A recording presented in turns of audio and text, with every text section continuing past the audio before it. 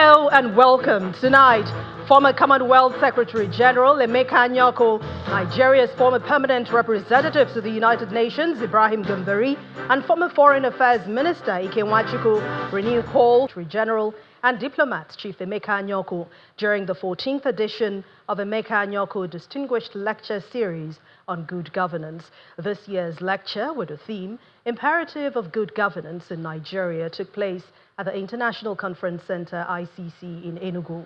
The keynote speaker and former Chief of Staff to the President, Professor Ibrahim Gambari, and the chairman of the event, retired Major General Ike Nwachukwu, also lent their voices to the call for good governance and a decentralized Nigeria.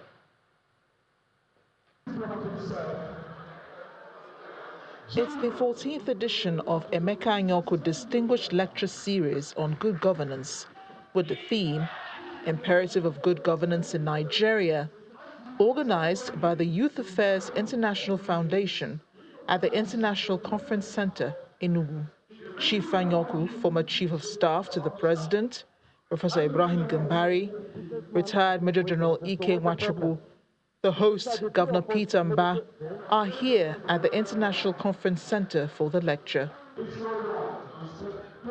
After the exchange of pleasantries, the state governor sets the tone for the discussion, differentiating good intentions from good leadership. Intentions alone do not translate to good leadership. Good leadership proceeds from the understanding that the people should be the centerpiece of state policies and projects. Indeed, good leadership is both a political and economic imperative. The reasons are not hard to begin. The chairman of the event also stayed on topic, harping on restructuring Nigeria as panacea for good governance. This transition of leadership will never happen under the present structure on which Nigeria is governed.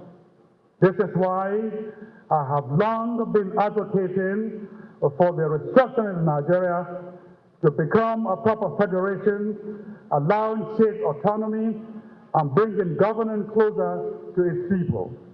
This also allows access to the mineral resources and natural resources for their development. The former Chief of Staff to former President Muhammadu Buhari and Professor Ibrahim Gambari, who was keynote speaker, provided profound insights into governance reforms and the pathway to sustainable national progress. Power must truly return to the people and can only be done only if we de-emphasize the centrality of power and make the state much more viable, local government much more viable, and have a bottom-to-top approach. While concluding on the rich remarks by earlier speakers, Chief Emeka Anyako expressed his desires for addressing the country's pluralism and make way for good governance. I would say that good governance is possible and should be possible, but only if the fundamental, the ground norm, that is the Constitution, allows and encourages good governance. Addressing the Nigerian governance system requires a multifaceted approach. These leaders of thought are hopeful that even though the country's progress is slow and flat, making it up now is not too late. There's another call coming from the Sultan of Sokoto, Saad Abubakar III, and the CAN President, Daniel Oko, on the need for dialogue and collaboration irrespective of religion or ethnicity as a tool to a peaceful Nigeria. This was made at the Nigeria Interreligious Council's tri-annual meeting taking place in Owerri, the Imo State capital. Our Imo correspondent, Eitope Kutei, reports.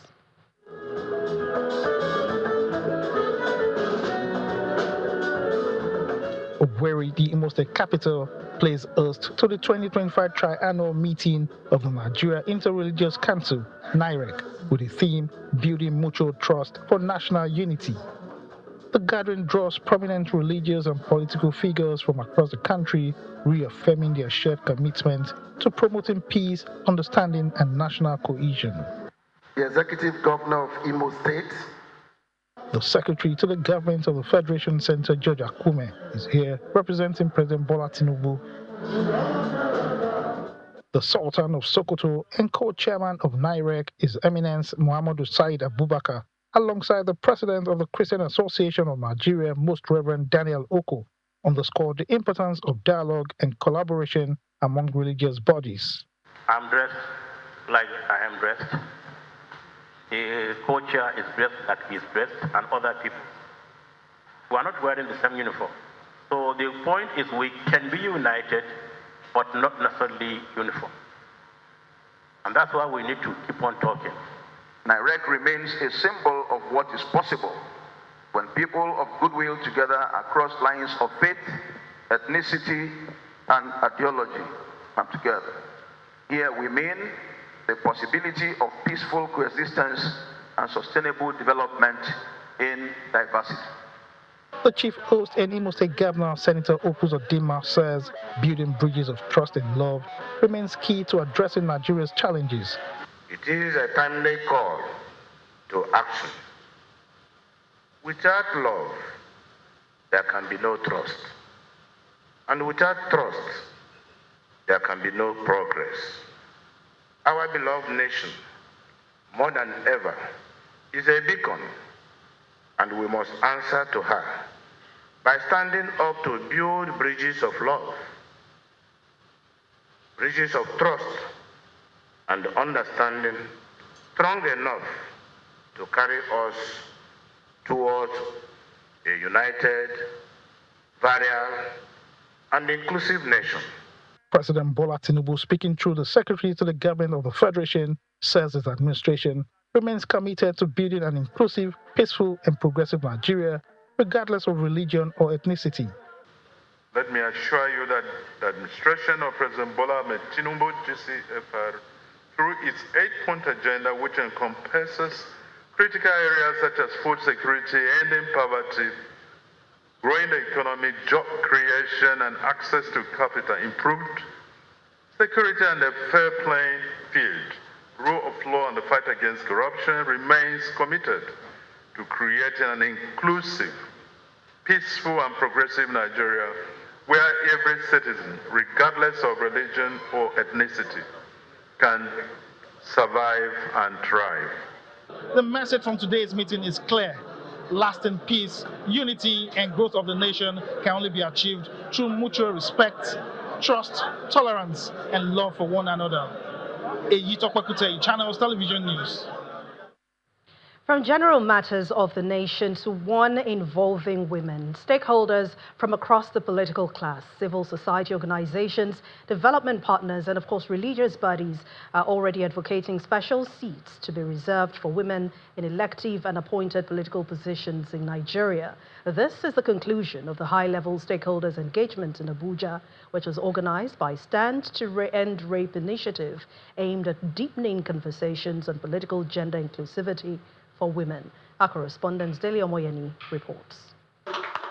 To increase women representation in both elective and appointed political positions in the country, stakeholders gathered to galvanize a broad-based support for the passage of the Special Seats Bill currently before the National Assembly. Participants highlight the importance of the bill. There is no single woman in the State Assembly. This is not acceptable. It is not only a gap, but a gaping wound in the heart of our democracy in Nigeria. And make no mistake, when women are absent from chambers of power, it is not only women who suffer. The nation suffers. Policies also suffer. And families suffer, and then progress stalls. The number of women in the National Assembly it was mentioned before by Mr. Abubakar, and it's one of the lowest in Africa. This is not just a statistic. It represents millions of unheard voices, perspective missing in policy making, in political discussions, And it's a systematic barrier that the needs that need to be addressed with urgency and courage. They also urge women to increase their participation in the political process. Former American politician, educator, and author succinctly put, if they don't give you a seat at the table, bring a folding chair. In other words, women must be at the table where their destinies and destiny of the nations is decided. It is a call to action, not rhetoric. This engagement is coming at the right time. In fact, it's even late as far as we're concerned. I want the House to know that the 10th House of Representatives, National Assembly, gender inclusiveness is one of the key areas of this 10th Assembly. And for the honorable members to be here, you should know that already we take it very, very serious and we take it dear to our heart. This bill is a special measure in developing a legislative framework for more women representation. Delia Moyeni, Channels Television News. To security matters now, we head to Edo State. Days after troops of 4th Brigade Nigerian Army rescued 31 youngsters from a building in Benin City, the Edo State capital, where they were allegedly held against their will and forced to commit internet fraud. The state government has today demolished that facility. Governor Monday Okpeholo, who took a tour of the structure before it was brought down, vowed to smoke out criminals from every hideout they occupy in the state, demolish the buildings, reclaim the property, and erect structures for public use. The governor of Edo State, Monday Okpeholo, with government functionaries, Commander 4th Brigade Nigerian Army, and APC leaders head straight for the house in Ogege community, where troops of the Nigerian Army recently rescued some young men who claims they've been denied exit and forced to continue in internet fraud. One of them kept me that so not even step, they don't even step to this place, they remain inside.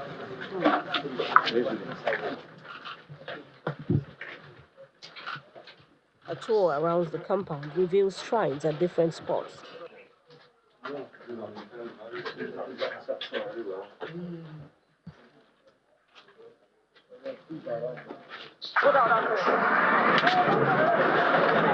The excavator soon gets to work.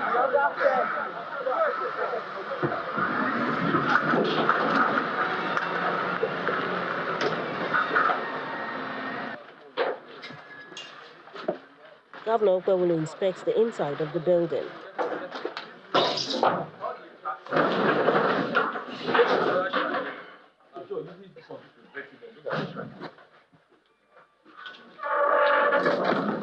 It's a tour which prompts the governor to spit fire. He says the property will be converted to facilities for public use.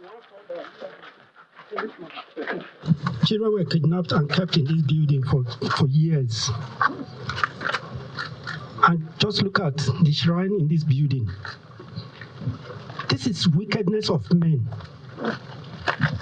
This is not acceptable in this land. We will continue to fight our fight. Wherever they are hiding, we'll smoke them out, demolish their houses. There will be no hiding place in Edo State. We are going to build a police station here. Wherever we have demolished, hideout for criminals, we are going to take over, build something for the public. Away from this demolition, the Edo State Task Force also on Wednesday demolished another building in Benin City, reportedly used for crime-related activities. Jessica Olubisera, Channels Television News. In part two, after the break, Kaduna State Governor Obasani laments the rate of financial exclusion in the northern part of Nigeria, especially among women. Please join us again.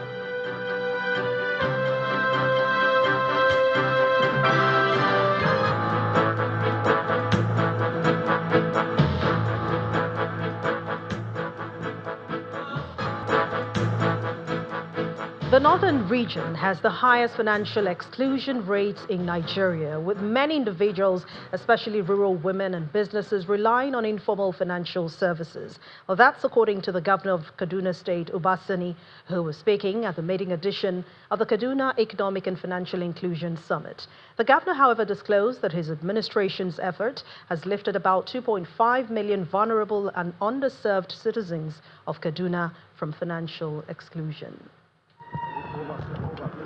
Key stakeholders from the government, financial institutions and fintech innovators from Nigeria and beyond are in Kaduna to discuss strategies for promoting financial inclusion and reducing financial exclusion in the state. This is through sustainable access to banking and other financial services. Financial inclusion goes beyond just rhetoric, but that there's action around ensuring that every Nigerian is financially included and, more importantly, economically empowered. The event, with the theme Providing Financial Access for Sustainable Development, underscored the role of financial inclusion in national development. We have over 30 million Nigerians who are financially excluded, meaning they don't have access to formal financial services, right?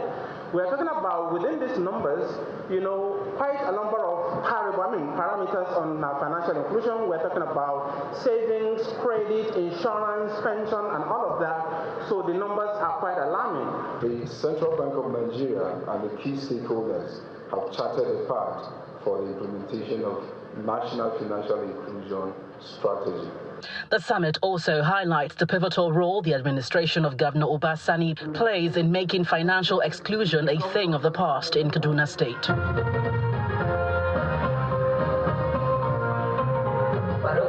Without mincing words, the governor frowns at the high rate of financially excluded people in the north, while on his part, the deputy chief of staff to the president, who represented the vice president, Kashim Shettima, says financial inclusion remains top priority of the Renewed Hope agenda.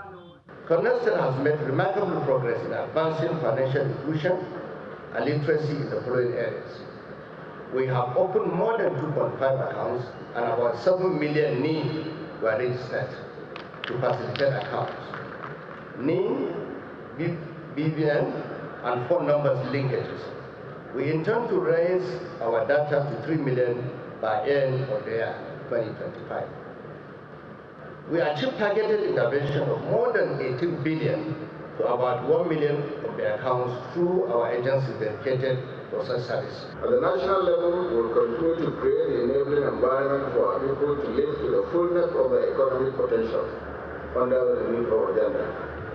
We have embarked on a deliberate mission to transform our economic system into one that works for many and not just a privileged few. To increase access to financial inclusion, the administration of Governor Obasani has institutionalized financial inclusion through the Kaduna State Financial Inclusion Executive Order, leading to the formation of a state committee and targeted interventions. The Comptroller General of Customs, Adewale Adeniyi, has raised an alarm over the rate of importation of sexual enhancement drugs and other unregistered pharmaceutical products into the country. The customs boss was speaking while giving a breakdown of the enforcement action of a Papa command in the last 4 months.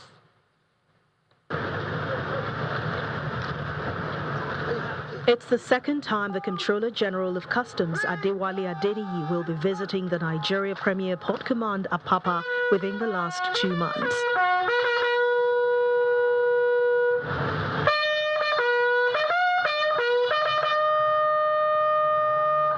This time, he has come to showcase some of the seizures made by the command in the first 4 months of the year. This is very one. It's 500. A total of 7 containers were intercepted with concealed contraband, especially sexual enhancement drugs, amongst other non-registered pharmaceutical products. These operations yielded a total of 11 seizures comprising 5 units of 40-foot containers, 2 units of 20-foot containers, and 4 additional seizures of loosely concealed contraband items. All these items fall into three different categories. The first category is that of unregistered pharmaceutical products, lacking mandatory NAFDAC registration numbers and certification. In the second category are expired food items with compromised safety profiles that pose imminent danger to public health if introduced into the consumer market in violation of the Food Products Registrations and Regulations and Pre-Shipment Inspections of Exports Act. The third category is that of controlled equipment, including drone technology and telecommunication devices imported without the requisite end-user certificates. Mr. Adeniyi warns that the service is more determined to run the business smuggling cartel aground. We have documented a disturbing trend of increasing sophistication in smuggling techniques, which necessitates corresponding advancements in our enforcement methodologies. I want to assure Nigerians that we shall deploy all resources at our disposal to ensure that our borders remain secured against the importation of items prejudicial to national security, economic prosperity, and public health. The customs bus then moved straight to Sako Boji, a riverine community in Apapa area, where he commissioned a newly renovated and equipped primary school and healthcare facility. The projects are tailored at giving back to the society.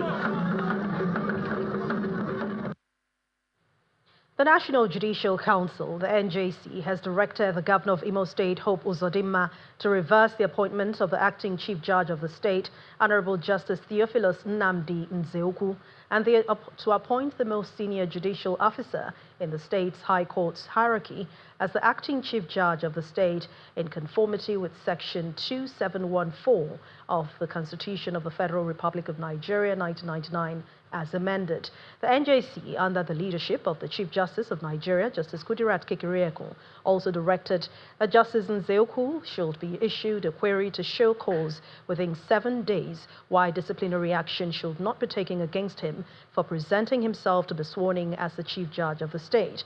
A statement by the Deputy Director of Information of the NJC, Kemi Ogedengbe Babalola, says the Council took the decisions at its 108th meeting held on the 29th and the 30th of April 2025.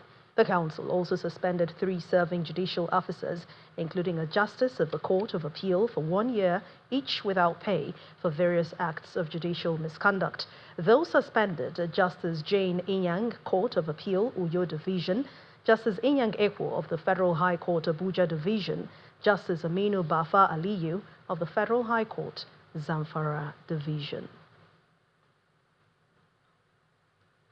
The News at 10 continues now as we head over to Abuja studios where Gloria Omezuke is standing by. Hello, Gloria. Thank you, Anne. We turn attention now to the judiciary, where Justice Inyang Ekwo of the Federal High Court, Abuja, has ordered the Economic and Financial Crimes Commission to release socialite and businesswoman Mrs. Aisha Achimugu within 24 hours. In the ruling, Justice Ekwo also ordered that partners in the suit, especially the EFCC, should report before it on May 2nd to give progress report on the order made. Mrs. Achimugu had initially honored the Commission's invitation on February 12, 2024, where she made a written statement and was subsequently granted administrative bail. However, she allegedly failed to report to the Commission, but filed a fundamental rights suit against the Commission and other security agencies. This prompted the courts to order on April 28, 2025, that she reports to the EFCC and also be present in court on April 30. The EFCC has not filed any charge before the court, as investigation is still ongoing in the matter. Meanwhile, popular socialite Mr. Emeka Okonkwo, widely known as E-Money, has been released on bail by the Economic and Financial Crimes Commission. His release comes just a day after his arrest over alleged currency abuse and violation of Nigeria's foreign exchange laws. Sources within the EFCC confirmed to Channels Television that E-Money was granted bail earlier today and is expected to be formally charged in court soon. It was picked up by operatives in the Omoli area of Lagos and later transferred to the agency's headquarters in Abuja.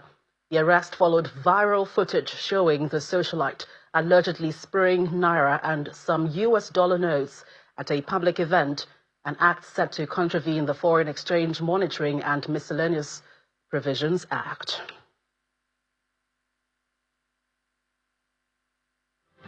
Well, still ahead on the news at 10, global oil prices tumble, poised for biggest monthly fall since 2021 amid ongoing trade wars. Well, that's in business news. Let's join us again.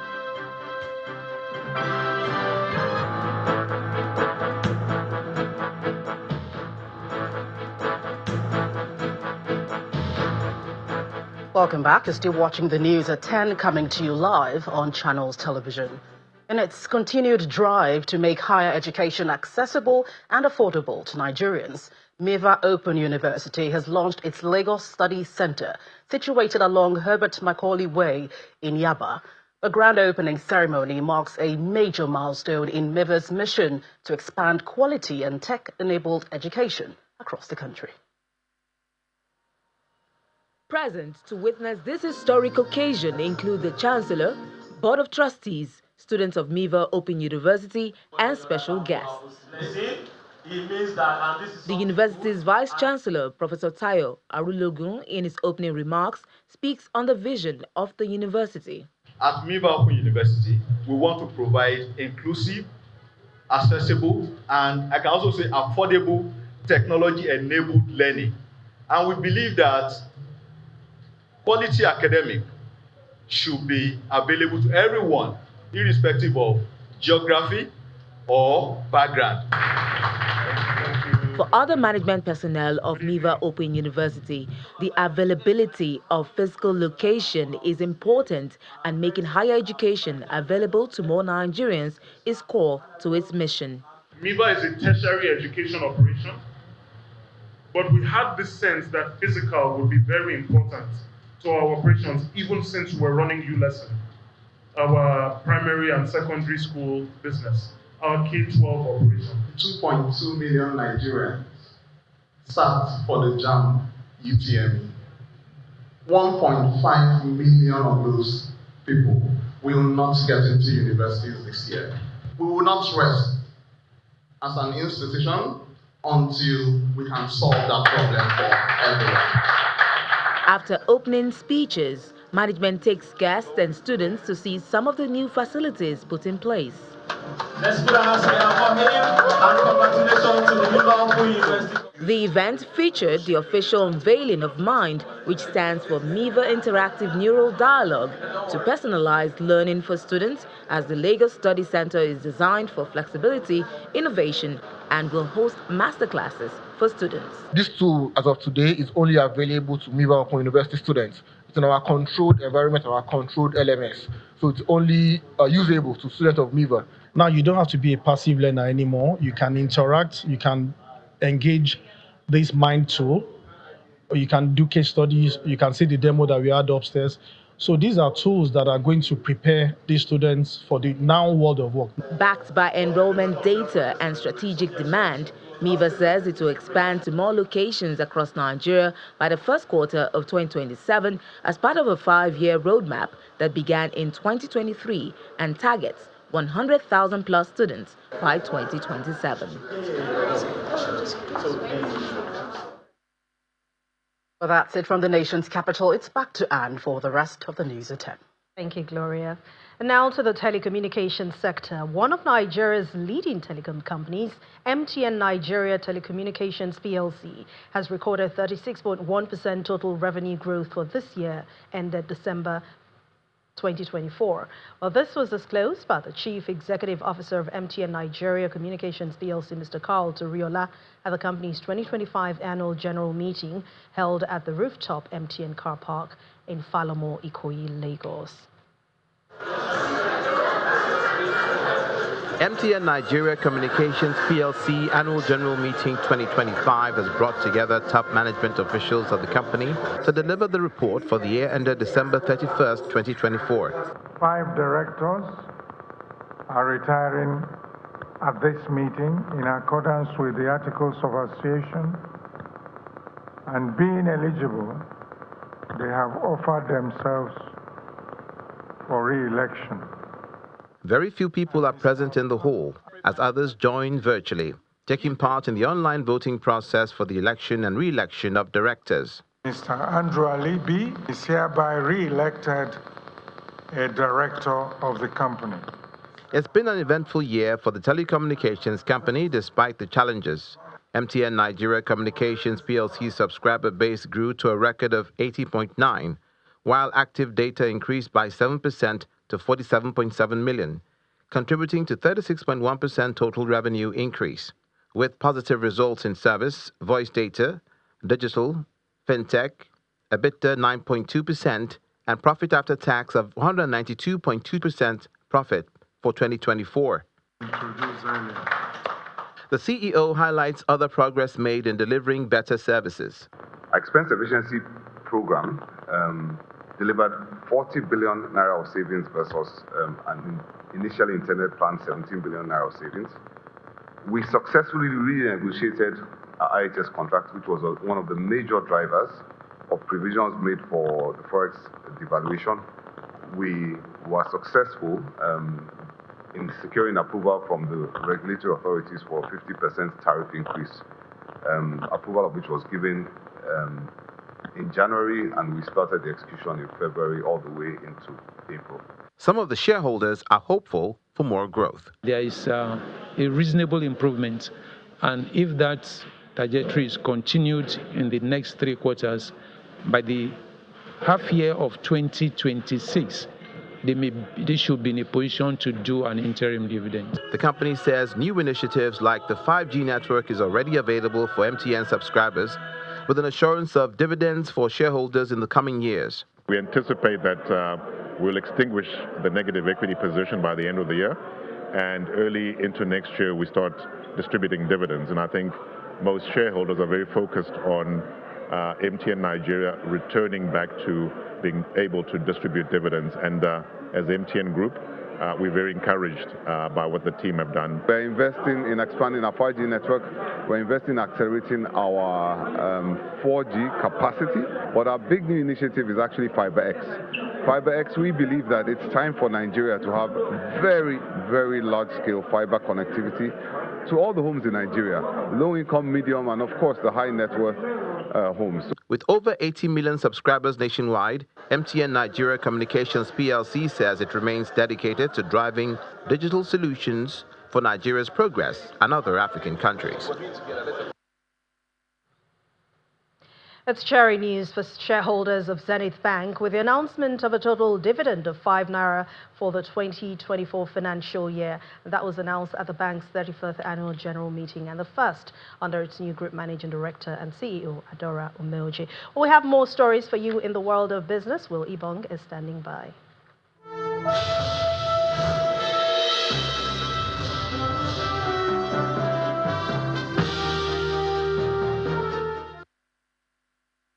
Thank you, Anne. Now, global oil prices are heading for their biggest monthly drop since 2021 as Saudi Arabia signals it may boost output to regain market share. Brent crude has fallen by about 15% this month, while U.S. crude is down 18%. Traders fear a possible production war within OPEC+, with Saudi Arabia pushing for more supply. Talks on future output levels are set for May the 5th as other members weigh similar moves. Meanwhile, a deepening global trade war and signs of economic slowdown are cutting fuel demand. Analysts warn that more oil on the market could worsen the price slump in the months ahead. Now to more company news. Nigeria's leading sugar industry, Dangote Sugar Refinery PLC, has announced its plans to expand the company's backward integration program to 9,000 TDC by end of 2025. The executive director of operations, Dangote Refinery PLC, Maria Liko Dangote, made these comments at the 19th annual general meeting of Dangote Refinery PLC in Lagos, where new directors were elected. She says as part of the company's 25 years anniversary celebration, Dangote Sugar Refinery PLC will be commissioning a 32.5 megawatts power plant to meet the demand of sugar production and demand in Nigeria. The global economy in 2024 was marked by significant headwinds. Nevertheless, Dangote Sugar stood firm as one of the largest sugar refineries in sub-Saharan Africa and a leading player in Nigerian sugar industry. It boasts of a combined installed refining capacity of 1.49 million tons per annum. We appreciate the positive stride that the company has achieved. The company has done very well. They are doing a lot of expansion, and the profitability is enormous, and the price of the share has gone up. And we believe this year is going to be very good for the company because Alhaji Aliko Dangote, the chairman of the company, has promised that this company will make Nigeria self-sufficient in sugar production. The financials for the year show a group turnover of 665.6 billion naira.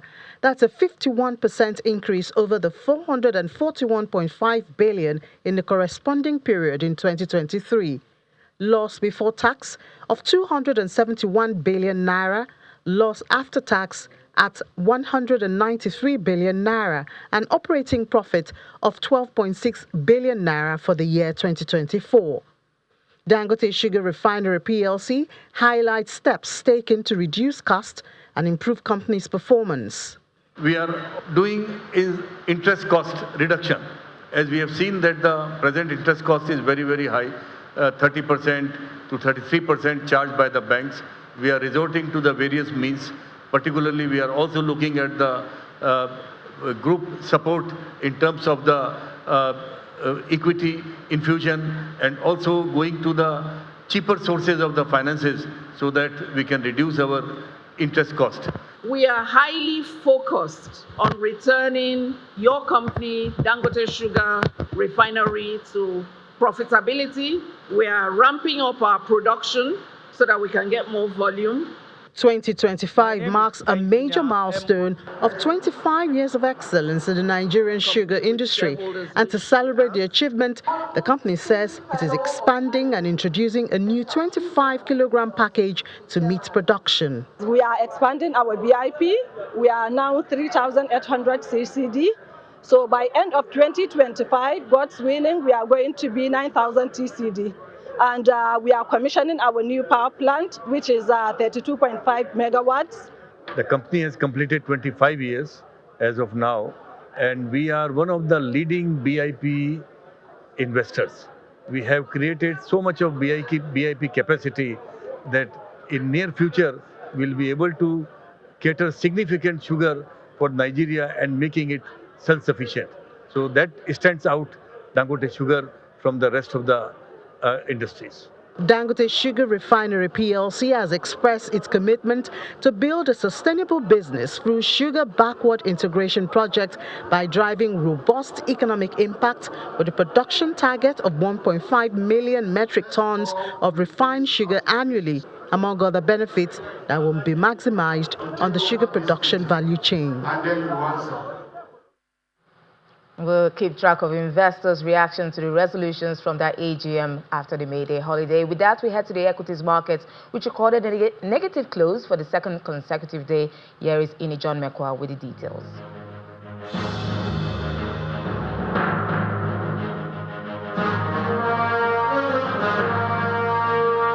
Good evening, everyone. Welcome to the Stock Market Report. Well, it's a second day recording losses at the NGX today, and it's because of a major driver, GTCO. So about 2 days ago, GTCO announced their dividends, and we saw investors flocking there. So for 2 days, they were doing good, positive. But today, we see GTCO lost more than 3%, 3.5% is more than what we have. So the other figures are positive, but you would see later that for the counter, GTCO drove it to the red territory. And so we look at the top trades also to get more info on that. So we see UBA, they gained about 0.14%. Wema Bank also gained just about less than 1%, as well as Fidelity for the top trades today. But at the close of trade, that move by investors in GTCO led to an 81 billion naira lost in the market cap. So even though we're still around the 66 trillion naira, we lost a couple of millions right there. All share is in the red, 0.12%, still holding the 105,000 level, and this is to the victory of the bear.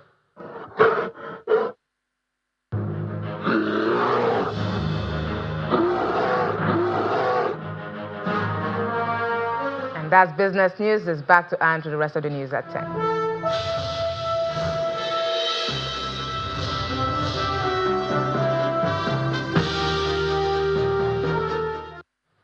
Thank you, Will. Outside our shores, Ukraine's Prime Minister Denis Shmyhal says that his country is ready to sign a minerals deal with the United States, and Economy Minister Yulia is flying to Washington to make that happen. And this has been confirmed by U.S. President Donald Trump when asked about it by reporters. Here's Simon Pusey with more international news and around the world in 5. Good evening and welcome to the channel's studios here in London with your international news around the world in 5. The US President Donald Trump has celebrated the 100th day of his second term in office with a campaign-style speech touting his achievements and targeting political foes. We will make America healthy again. Hailing what he called a revolution of common sense, he told a crowd of supporters in Michigan that he was using his presidency to deliver profound change. I was saved by God to make America great again. It's certainly been a presidency like no other, with moments no one could have predicted. The chainsaw for bureaucracy. However, with the US economy struggling and having U-turned on many of his tariff threats, his approval ratings have been plunging. His rally in Michigan, though, had a victory feel to it, as he told supporters he was making America great again. Our golden age has only just begun. We are one people, one family, and one glorious nation under God. We will never give in. We will never give up. We will never back down. We will never, ever surrender. We will fight, fight, fight, and we will win, win, win. We will make America strong again. We will make America proud again. We will make America safe again. And we will make America great again. I love you, Michigan. I love you. Have a good time. Thank you. God bless you all.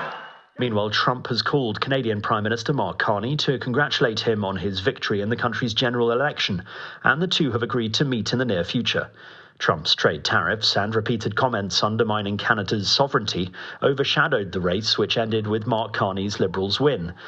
This was what Mark Carney said when asked what his message was for Mr. Trump. Well, it will be the same message that I've given him directly and I've been saying publicly, which is that we're two sovereign nations.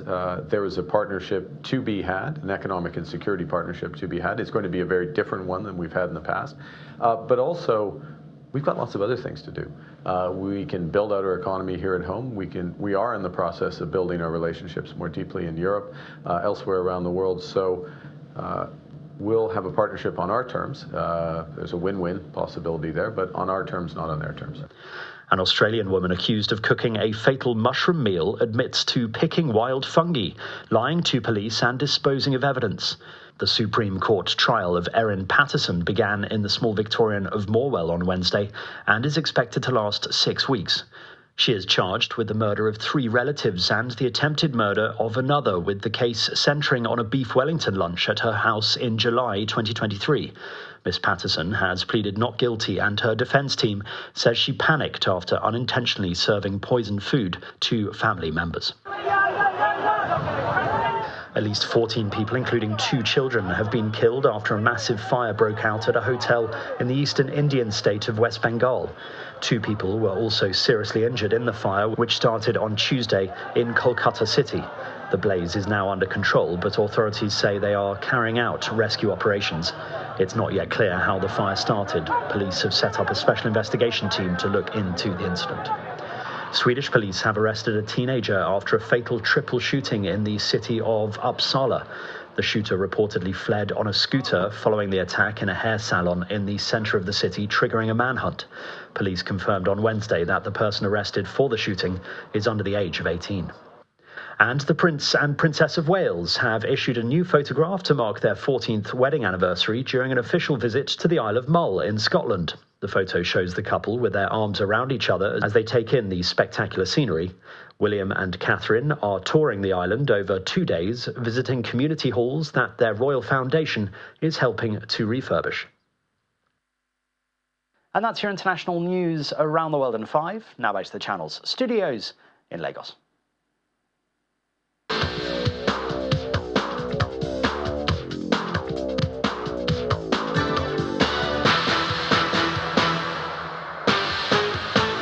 Thank you, Simon. Welcome to Sports News. Barcelona and Inter Milan shared a compelling 3-3 draw in a high-octane Champions League semi-final first-leg clash. The Italian side raced into a 2-goal lead with superb strikes from Marcus Thuram and Denzel Dumfries before the unstoppable Lamine Yamal pulled Barca back into it with a sublime solo effort. Ferran Torres leveled for the 5-time champions, and although Inter nosed ahead through Dumfries again, a Jan Sommer own goal left the tie on the knife edge at the halfway stage. In boxing, Alexander Usyk is unfazed by doubters as he prepares to face Daniel Dubois in a high-stakes heavyweight unification bout at Wembley on July the 19th. Dubois, who lost to Usyk in 2023 in a controversial stoppage, now holds the IBF belt and insists he's ready to end the debate with a knockout. Kingslayer. And Wallabies head coach Les Keys believes it would be an honor of a lifetime to lead Australia in their home 2027 World Cup after it was announced that he would take over from Joe Schmidt in 2026. A former Ireland assistant under Schmidt, Keys currently coaches Queensland Red in Super Rugby. Keys, who played rugby league for Australia, is the 5th coach named to lead the Wallabies in 6 years after Michael, Dave, Eddie and Schmidt. That sport is back to you, Anne.